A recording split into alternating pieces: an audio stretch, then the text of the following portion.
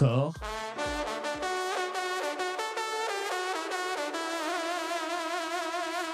accord,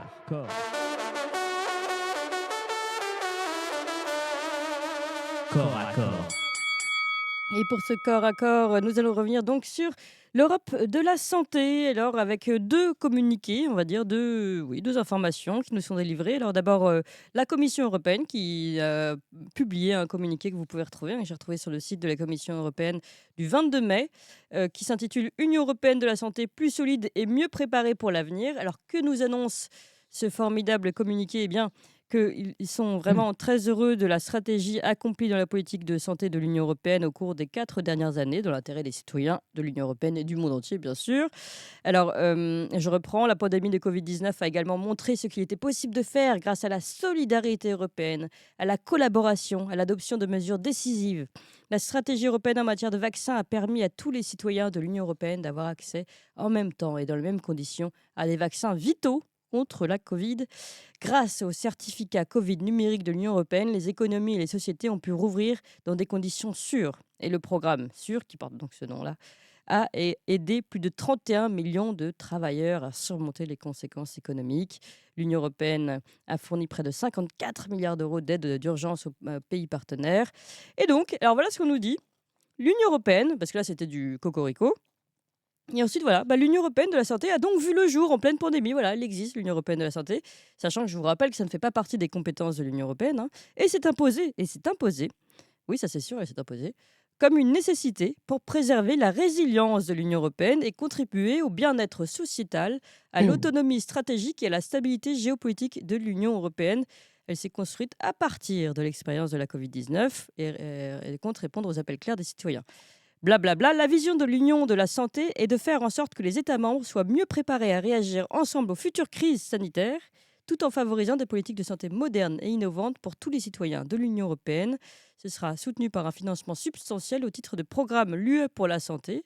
Les objectifs de l'Union européenne de la santé se sont rapidement traduits par des résultats tangibles. Et donc voilà, les nouvelles actions en préparation, sécurité sanitaire renforcée, accès rapide à des médicaments abordables, un plan de rang mondial contre le cancer et des initiatives révolutionnaires pour numériser les soins de santé. Et puis le reste, la santé mentale et l'approche une seule santé pour faire face aux risques sanitaires majeurs. Vous voyez donc l'Union européenne qui n'est plus dessinée, mais ici actée par ce communiqué du 22 mai, ici communiqué de la Mmh. Commission européenne. Et puis un autre communiqué, ça communique beaucoup à l'Union européenne, du Conseil de l'Union européenne, 2 jours plus tard, le 24 mai.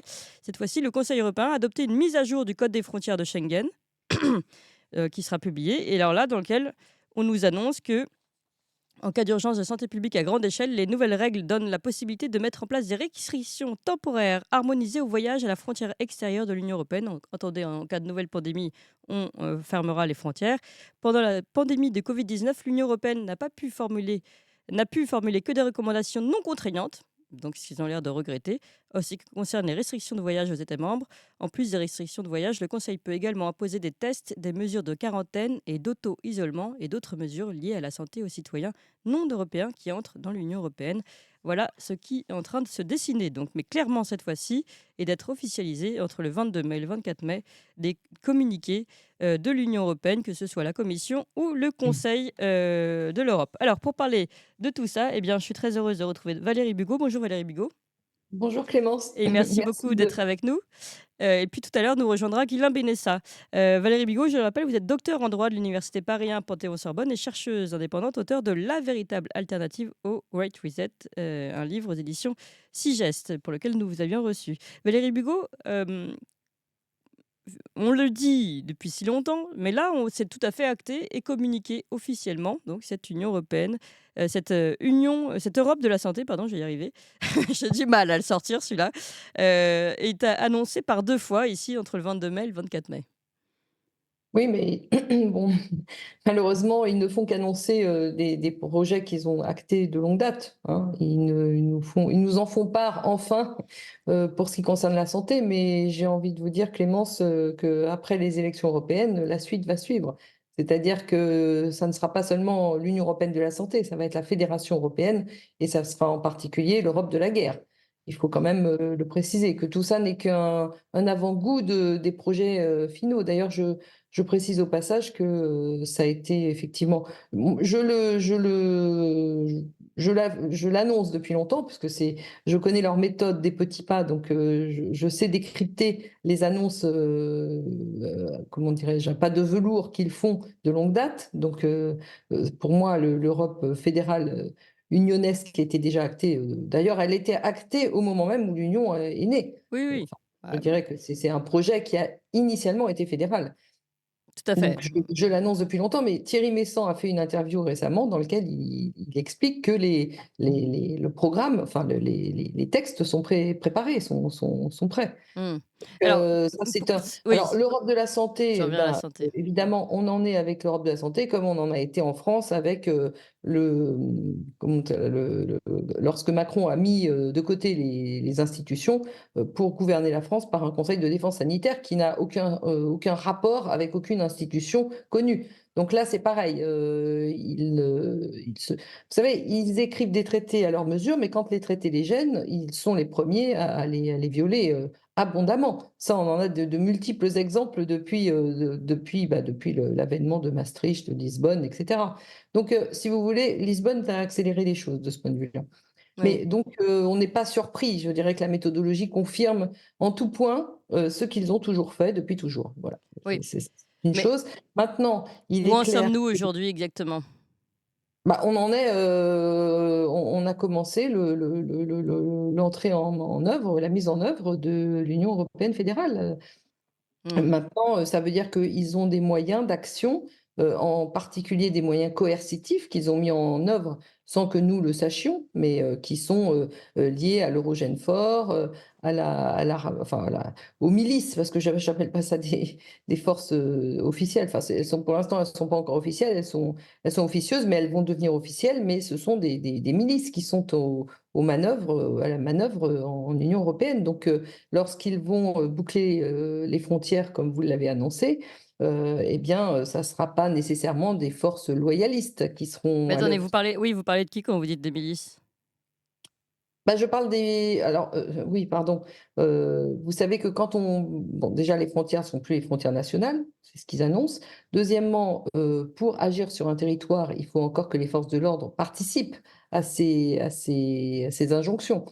Si elles ne sont pas très coopératives, il faut aller chercher des gens plus coopératifs. Donc, ils vont chercher des gens qui appartiennent au réseau du Stay Behind et ils vont chercher des forces de l'ordre loyalistes, mais dans d'autres États. Donc, si vous voulez, vous allez avoir des forces de l'ordre qui sont en France, mais qui ne parlent pas français, par exemple, qui viennent de pays de l'Est ou de pays n'importe où en Europe, et qui n'auront aucun scrupule à taper sur des citoyens français. De la même façon, ça se passera de la même façon dans tous les États unionesques. Donc, en réalité, ce que vous avez lu tout à l'heure, c'est le communiqué de l'entrée en totalitarisme. C'est clair et net. Je pense que vous l'avez bien compris. Étant donné le ton que vous avez pris, je n'ai pas de doute à ce sujet. Mais le plus important, c'est que tous les Français en prennent conscience, parce que là, nous allons entrer dans le vif du sujet. Et c'est une fois de plus, je dirais que tout ça a été écrit de longue date. Maintenant, nous arrivons à un point un peu vital de tout ça, c'est-à-dire que ils n'ont plus tellement d'expédients pour cacher le fait que finalement, au niveau monétaire et financier, tout ça risque de s'effondrer rapidement. Que la guerre en Ukraine, officieusement, est déjà très mal engagée vis-à-vis des forces atlantistes, hein, de l'OTAN. Donc, tout ça fait que plus les élections américaines qui arrivent et qui risquent de confirmer la tendance sécessionniste des États américains. Oui. Donc, ils ne peuvent plus compter sur finalement les forces armées américaines. Donc, ils vont rabattre leur pouvoir sur l'Union européenne et ils risquent d'entrer officiellement en guerre. Vous savez qu'il y a quand même le Premier ministre slovaque qui a été abattu, enfin qui a été assassiné, enfin, même s'ils ont raté leur coup, mais enfin, il est en mauvais état. Donc, tout ça fait un espèce de bouillon, de magma qui nous entraîne dans la guerre et qui entraîne l'Europe dans la guerre. Oui, Et l'Europe, ils sont en train de nous préparer à ça. Quand j'ai écouté ce que vous disiez, vous parliez en parlant d'Europe sanitaire, vous parliez de santé mentale. Donc ça veut dire quoi? ça, Ça ça veut dire fait que partie de leurs actions, oui. oui, bah, ça veut dire que tous les dissidents vont être concernés par le fait d'être arrêtés pour déficience mentale ou je ne sais pas. Enfin, c'est tout le propre de tous les régimes totalitaires. Il n'est pas anodin qu'ils aient spécialement mentionné la santé mentale. Oui. Ça fait partie d'un On programme. peut imaginer quelque chose dans ce sens-là, en effet, puisqu'on voit déjà de toute façon qu'on a le fait de parler de secte pour toutes les personnes qui seraient des opposants politiques et donc d'interdire, d'élargir le concept de secte pour interdire ces personnes-là. Donc c'est vrai qu'on voit bien le processus. La question aujourd'hui, puisque nous, on aimerait bien être dans l'action et pas seulement dans la passivité, la description de ce qui est en train de se passer, c'est comment on peut réagir et est-ce que des politiques valables pourraient réagir aujourd'hui face à une usurpation des compétences de l'Union européenne qui n'a pas de compétences sanitaires. C'est pour revenir sur ce sujet-là. Alors, mon point de vue, qui m'appartient en propre, c'est-à-dire qui n'est pas partagé par beaucoup de monde, mais j'ai le privilège de travailler ces sujets de longue date, donc peut-être peut-on accorder quelques crédits à mes suppositions. J'estime qu'aucun parti politique ne peut agir contre ça, puisque les partis politiques sont inféodés aux puissances financières qui sont à l'œuvre en Union européenne et qui sont à l'œuvre chez nous avant d'être à l'œuvre en Union européenne. C'est la raison pour laquelle j'ai développé le projet Révolu droit. Donc Mmh. il n'y a pas de solution à court terme dans le cadre des institutions actuelles. Ça, j'en suis absolument convaincue. Mais tous Tout les le partis monde politiques pense. sont inféodés selon vous, Bah, à ces disons puissances que financières? maintenant, vous comprenez bien qu'il y a des multiples petits partis qui sont nés. Il y a des partis qui se dressent en opposition à ça, mais ils jouent dans le cadre des règles du jeu qui sont imposées par le système en place. Donc, ils n'ont aucune chance. Aucun système ne peut être modifié profondément de l'intérieur. Ça, il suffit d'observer l'histoire et de connaître un tout petit peu l'histoire des institutions pour le comprendre. Mmh. D'ailleurs, même Einstein le disait, on ne va pas changer les choses avec les gens qui ont travaillé de l'intérieur à l'élaboration du système. Donc, on ne change jamais un système de l'intérieur. Donc, de par le principe des partis politiques et de par le fait que même les nouveaux partis qui se dressent et qui sont en opposition, qui se disent en opposition, qui sont réellement en opposition, il en existe, ne pourront pas, en particulier par le biais, à mon avis, des élections au Parlement européen. Vous savez que le Parlement n'a quasiment aucun pouvoir. Donc, je dirais qu'on peut les gêner un petit peu. Ils pourront les gêner un petit peu, mais en aucune façon empêcher les projets qui sont déjà largement mis en œuvre, puisque vous voyez bien qu'ils les mettent en œuvre sans le dire, et ensuite ils les annoncent. Donc, il n'y a aucun moyen Alors pas de porte de officiel. sortie selon vous? Non, il n'y a pas de porte de sortie à court terme. Il y a Mmh. des portes de sortie puisque le projet Révolu droit est précisément une porte de sortie. Mais Révolu droit et la vraie porte de sortie, c'est un changement de paradigme. Et le Mmh. changement de paradigme, vous comprenez bien, Clémence, que ne peut pas être mis en œuvre du jour au lendemain après des élections ou avant. Enfin, Mmh. c'est vrai qu'un changement de paradigme, ça demande une compréhension déjà profonde des phénomènes en place par tous les citoyens, ce qui est, on est loin d'y être. Et puis deuxièmement, la compréhension fine des phénomènes qui permettent d'inverser les tendances qui ont été mises en œuvre, parce que tout ça a été mis en œuvre. Donc à partir du moment où on sait comment et pourquoi et euh, sur quels outils ils ont agi pour mettre ça en œuvre, il est facile d'inverser la tendance. Le problème n'est pas technique. Le problème, c'est le fait de prendre conscience de ce que signifie un changement de paradigme. Voilà. Mmh. J'ai bien Donc compris. techniquement, c'est facile. Je vais vous répondre techniquement, inverser les choses et si on était prêt, demain, ça pourrait être mis en œuvre effectivement en quelques jours. Simplement, les esprits ne sont pas prêts puisque les gens croient encore qu'avec le système actuel, on peut inverser la tendance. Mmh. Or ça, je l'affirme, c'est une utopie, c'est une erreur de croire ça. Alors, Maintenant, l'avenir nous dira si j'avais raison ou si j'avais tort, hein, Clémence. Une utopie, ça ne tient que parce que les gens y croient, en fait. on va donner la parole à Guilain Benessa qui nous a rejoint. Bonjour Guilain Benessa.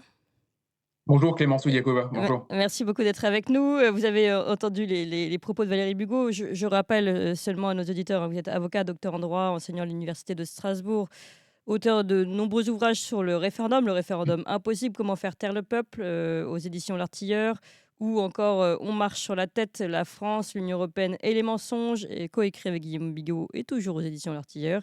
Euh, je voulais vous faire réagir, je ne sais pas si vous avez entendu mon introduction, rapidement vous rappeler que donc on a eu deux communiqués successifs, un le 22 mai, l'autre le 24 mai, le premier de la Commission européenne qui nous annonce donc que l'Union européenne de la santé a vu le jour en pleine pandémie et s'est imposée comme une nécessité pour préserver la résilience de l'Union européenne et contribuer au bien-être social. Elle parle de certificat Covid numérique de l'UE, elle parle d'initiatives révolutionnaires pour numériser les soins de santé, de vaccins vitaux contre la Covid et de l'approche une seule santé pour faire face aux risques sanitaires majeurs.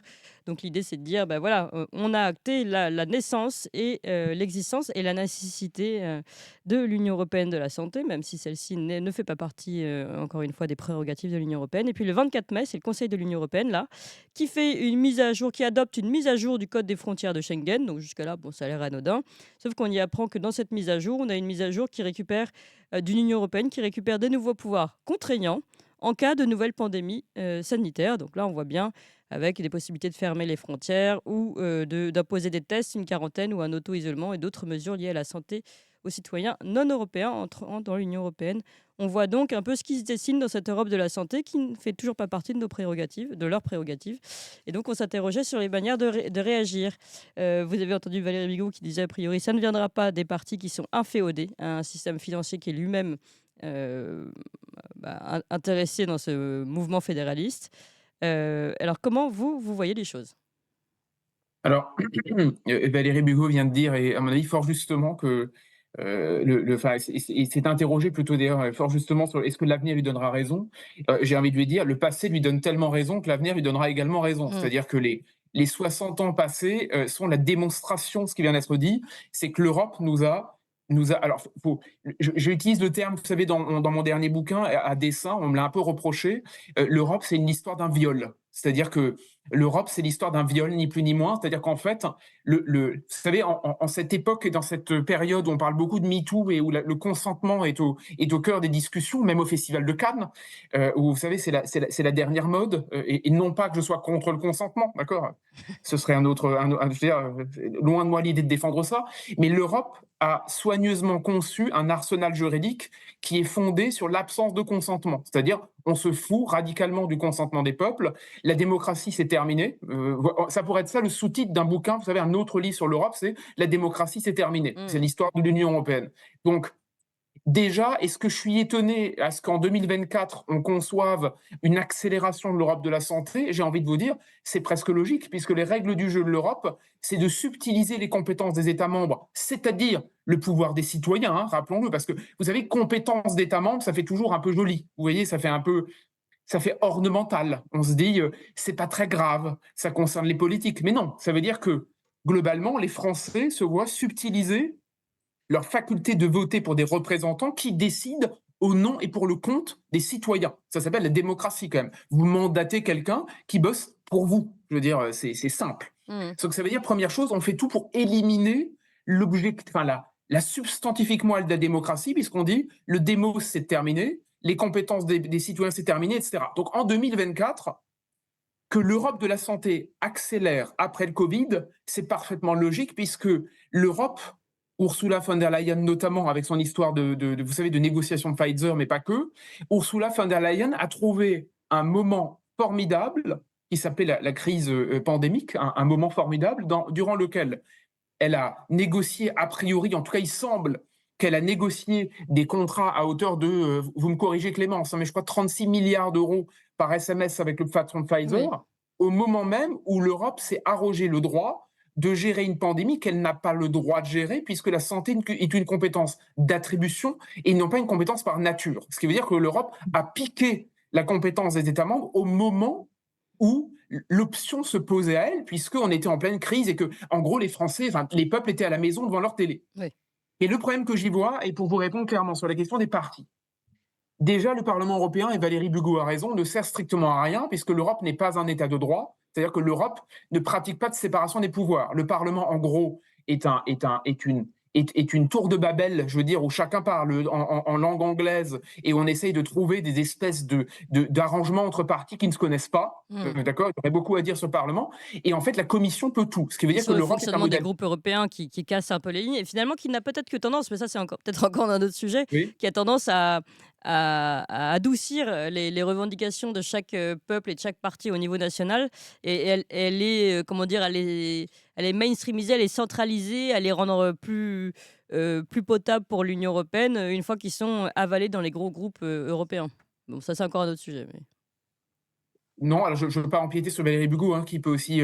Mais simplement rapidement, là-dessus, vous avez raison. J'écris dans le bouquin, et j'y crois vraiment, l'invention d'une démocratie polyglotte façon Parlement européen, c'est fascinant. Si vous allez au Parlement européen, il faut y mettre. Moi, j'y étais quelques fois rapidement invité pour prendre la parole. Je veux dire, j'ai pas passé mes guêtres là-bas longtemps, mais j'ai pas traîné mes guêtres longtemps au Parlement. Mais par contre, ce qui est intéressant, c'est qu'en fait, vous apercevez que l'absence de logos commun, le fait d'avoir chacun sa langue, fait que de toute façon, il n'y a pas de démocratie.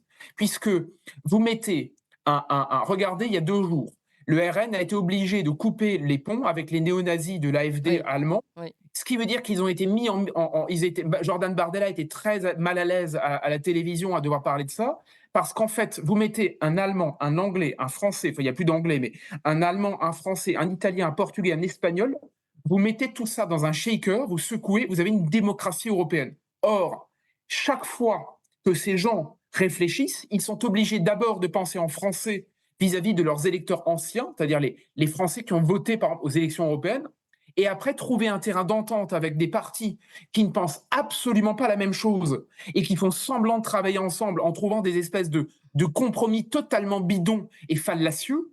Et au bout, ce qui est merveilleux, c'est que dans cette démocratie surpayée, je rappelle je rappelle juste une chose simple, Clémence, Le plus petit salaire. le moindre secrétaire de la Commission européenne gagne plus que le Premier ministre roumain.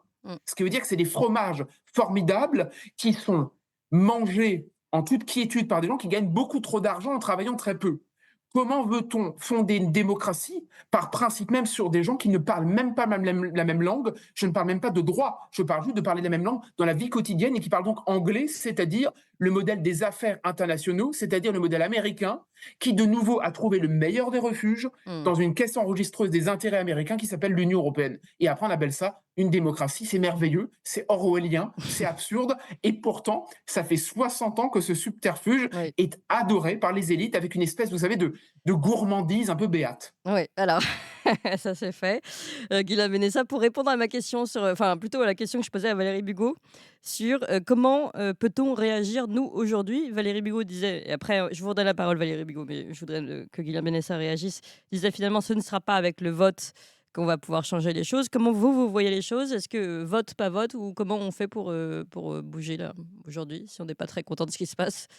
Vous savez, je crois à des choses simples. Je pense que, je vais faire bref, je pense comme Valérie Bugeaud que c'est très difficile, c'est que c'est un combat de tous les diables, mais il est faisable et on peut le mener en 24 heures. Je m'explique. Si vous décidez aujourd'hui de vous sortir l'Europe de la tête, de marcher droit, ça signifie que vous devez réapprendre simplement, alors c'est épouvantablement dur, vous devez réapprendre à penser correctement, c'est-à-dire à penser que la Constitution française s'applique, que le droit européen est du droit international, donc il n'a aucune valeur sur le sol français, que la seule chose qui compte, c'est la démocratie depuis la Révolution française, en fait, il faudrait faire application de la Déclaration des droits de l'homme et du citoyen, qui contiennent une batterie de dispositions qui nous arrangeraient largement.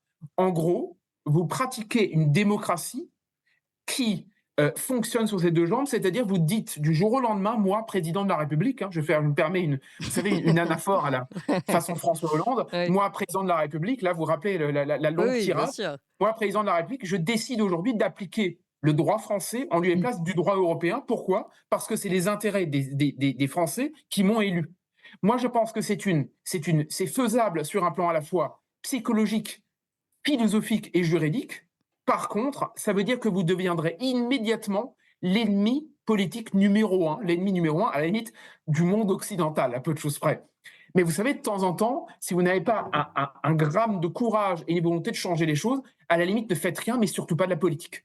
La politique, c'est l'art de désigner des ennemis quelque part, d'assurer et d'assumer le fait que vous avez des ennemis, ben, tant pis. À un moment, vous vous dites, bah, l'Europe qui nous entraîne vers le fond et qui fait mourir les Français tous les jours, agriculteurs, pêcheurs, paysans, petits patrons, artisans, tout le monde crève à cause de l'Europe. Vous dites, je défends les intérêts des miens, et je décide de ne plus défendre les intérêts de la planète entière, en premier lieu des planqués de la Commission. Ça veut dire que vous dites, mon droit est souverain, je réapplique ce qui s'appelle la Révolution française, c'est-à-dire la souveraineté de la loi française, et le reste, je m'en fiche parce que je ne suis pas voté pour cela. Par contre, il faut reprendre en entier le pouvoir. C'est un courage tellement délirant qu'on a même oublié que ça pouvait être fait, mais le général de Gaulle l'a fait en Ouais. 1958. Ça reste quand même un modèle de temps en temps, vous savez, de beauté, quelque part, de lyrisme. Je veux dire qu'il faut réapprendre à chérir, Ah quelque chose ça, comme ça. c'est certain, on ne lira jamais assez le général de Gaulle, dans son Alain Peyrefitte notamment.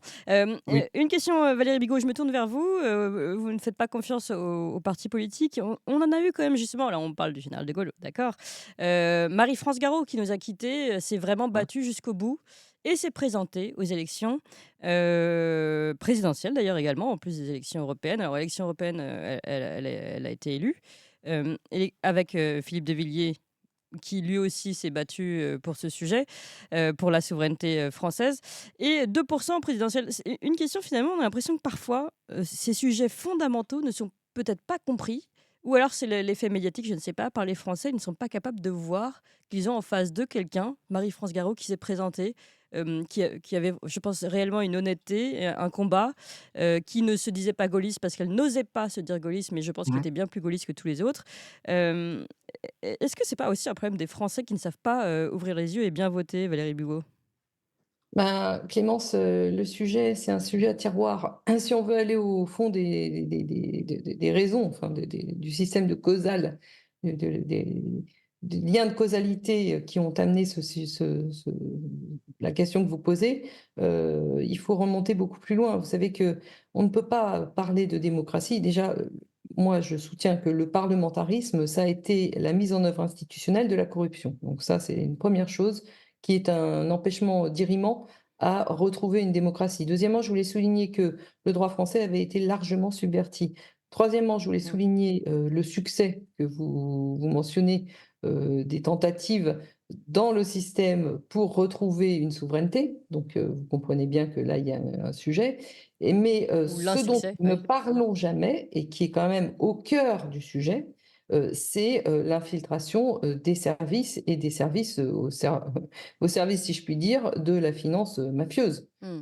de la finance internationale. Et là, je parle de la CIA, du MI6 et je parle des services, tous les services des pays européens qui ont été soumis, notamment par la présence sur leur territoire d'armées étrangères, mais également de milices. Et ça, on ne le signale que trop peu. Mais Oui, oui. la causalité ultime, elle est à chercher dans la corruption et dans les milices. Vous Et voyez, donc et pour ceux qui ont du si mal on parce ne qu'ils n'ont pas revient l'habitude pas d'entendre, là-dessus, oui, on ne comprend rien. oui, Je dirais que Marie-France Garot s'inscrivait dans le système des partis, dans laquelle elle semblait croire elle-même. Mais ça, il y aurait beaucoup à dire, toute une émission d'une heure à faire c'est là-dessus. sûr. Donc, je ne peux pas Oui, en oui. quelques minutes vous développer tout le sujet. Néanmoins, je voulais revenir sur une chose que votre auditeur a dit, qui est, enfin, je n'ai pas Villa retenu votre. Benessa? Oui. Oui, excusez-moi, j'ai trouvé excellente votre présentation. Maintenant, il est vrai que dans le shaker dont vous avez parlé, vous mettez toutes les langues et puis vous sortez l'anglais. Il faut quand même se poser des questions, Oui, alors que même la Grande-Bretagne n'est prétendument plus dans les institutions bien sûr. européennes. Ce qui est Qui assez révélateur, oui, coagulent oui. toutes ces institutions qui n'en sont pas, enfin qui ne sont pas politiques, mais qui sont au service des intérêts économiques, c'est la haute finance. Et la haute finance, elle a un temps trouvé refuge enfin, en Angleterre, aux États-Unis, mais son siège effectif, c'est les paradis fiscaux, c'est la City de Londres, c'est ça son vrai siège. C'est pas géographiquement localisé, si vous voulez. Mais ses moyens d'action, c'est l'anglais, enfin le globish, hein, plus Oui, oui. précisément. Oui. Et puis c'est également la réglementation du droit des affaires internationales qui s'est implémentée chez nous, au détriment d'ailleurs du droit privé, le droit civil a été subverti, puisque les principes commerciaux capitalistes ont peu à peu gangréné les principes civilistes. Donc, je dirais qu'on est, de ce point de vue-là, on est échec et mat. C'est pour ça que je parle de changement de paradigme. Voilà. J'ai bien compris. Alors, dernière question, Guilain Benessa, je vous pose la même question. Si on veut y croire à ces institutions, à ces élections, on se dit, mais il y en a eu quelques-uns, il y en a, ils sont pas nombreux, hein, mais voilà, Philippe de Villiers, Charles Pasqua, Marie-France Garot se sont battus pour la souveraineté française. Euh, et malgré tout, à chaque fois, ça fait pas. Alors, si, vous allez me rappeler 2005. Mais on a quand même l'impression que le français ne vote pas forcément toujours pour ces, en tout cas pour les présidentielles, pour ces représentants-là, et on ne comprend pas. Et là, c'est pareil, dans les intentions de vote, les souverainistes sont complètement absents. Alors, est-ce que ce sont les sondages qui sont trompeurs ou pas? En tout cas, on a beaucoup de mal à entendre une parole qui parle de l'intérêt de la France avant celui de l'Europe. Vous savez, je pense qu'il faut arrêter, et vous me connaissez un peu, Clémence, maintenant, il faut arrêter, et donc ça m'attriste de le dire, il faut arrêter de parler de souverainisme. Je crois que les gens sont affectés, et d'ailleurs les médias s'en font le relais. Les médias, vous savez, mettent dans le même sac un peu, ils mettent dans le même sac les nationalistes, les identitaires, les souverainistes, etc. Donc en fait, Oui. on extrême droitise tous les gens qui sont favorables à la souveraineté. Donc les Oui. souverainistes ou le souverainisme, moi je pense que ça fait un peu peur, curieusement. Mais bon, bref. Pourquoi je vous dis ça? Parce qu'en fait, ce n'est pas une question de souveraineté, c'est une question de démocratie. Il faut que les gens comprennent, non pas qu'il en va seulement de la déréliction de la France en termes théoriques, mais du fait que globalement, on est en train de leur expliquer au peuple en général, à tous les peuples, notamment au peuple français, l'Europe est en train, littéralement, de les faire disparaître.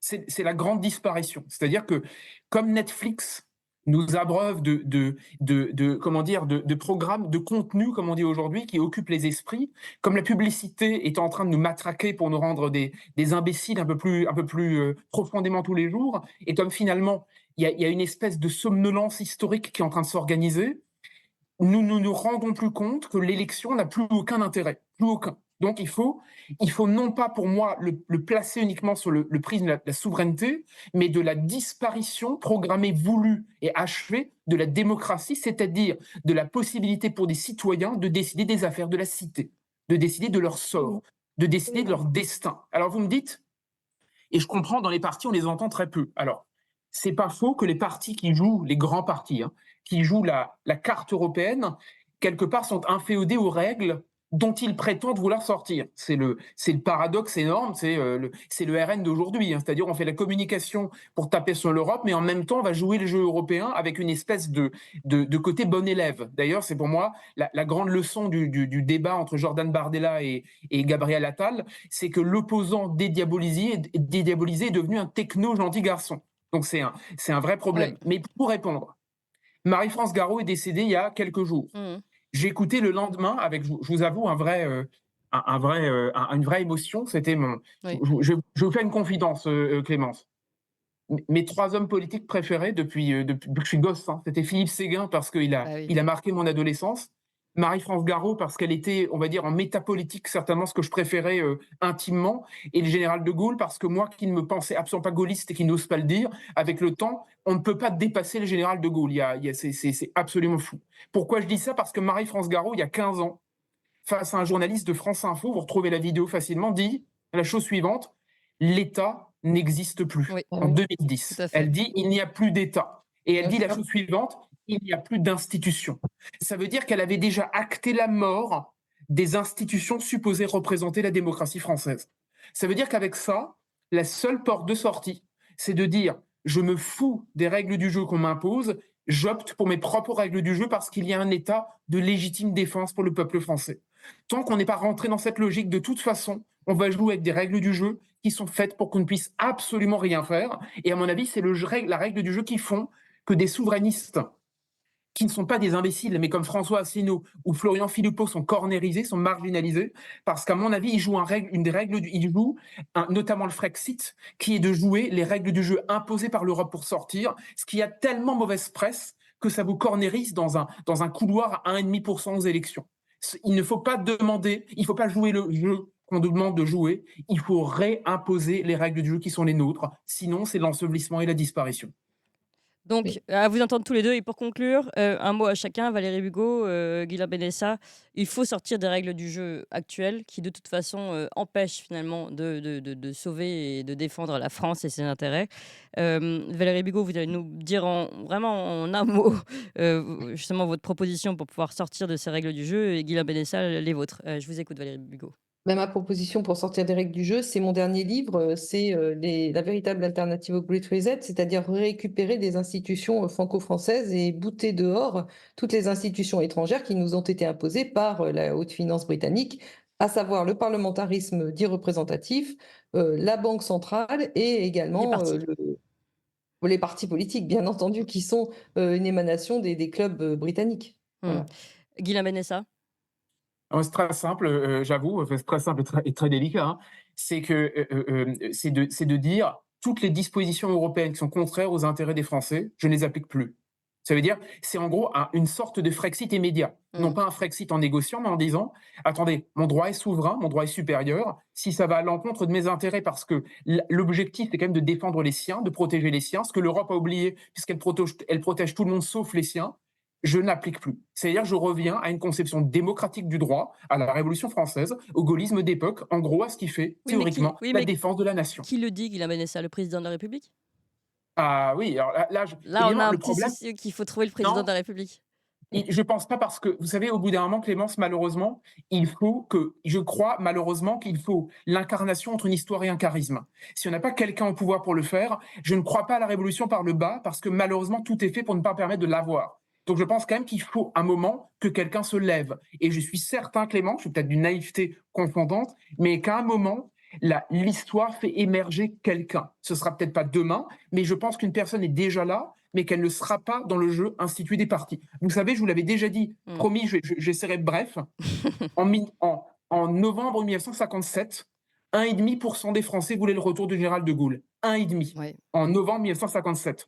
6 mois plus tard, il a fabriqué une constitution qui est, selon moi, un modèle pur et parfait pour le tempérament français. Donc, je crois quand même que malgré tout, là-dedans, subsiste une petite lueur dans l'obscurantisme des ténèbres. Eh bien, merci pour cette lueur, Guilain Benessa. Merci à vous également, Valérie Bugeaud. Je rappelle vos livres respectifs: La véritable alternative au Great Reset aux éditions Sigest, Valérie Bugeaud, où vous détaillez justement votre révolu droit. Et Guilain Benessa, eh bien, le référendum impossible, comment faire taire le peuple, aux éditions L'Artilleur. Et On marche sur la tête. Et là, on parle vraiment de l'Union européenne. La France, l'Union européenne et les mensonges, avec Guillaume Bigot, toujours aux éditions L'Artilleur. Merci beaucoup à tous les deux.